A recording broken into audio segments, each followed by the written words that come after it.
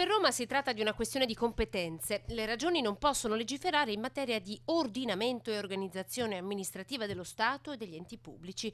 Poi c'è la Costituzione con i principi di ragionevolezza, uguaglianza e unità che il decreto regionale approvato nemmeno un mese fa violerebbe.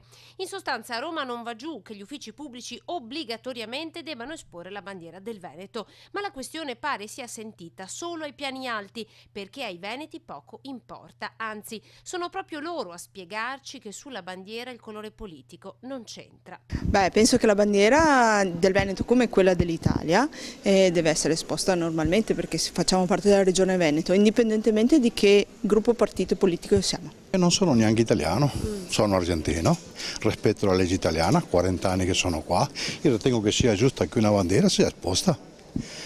Deve essere esposta, anzi, la bandiera va rispettata ovunque sia. Un tema caro ai bassanesi che hanno fatto fatica a capire le ragioni di Roma in un momento tra l'altro delicatissimo, in cui questa legge regionale approvata a larga maggioranza viene ora contestata e impugnata a nemmeno un mese dal referendum per l'autonomia del Veneto. Certo che è giusto metterla.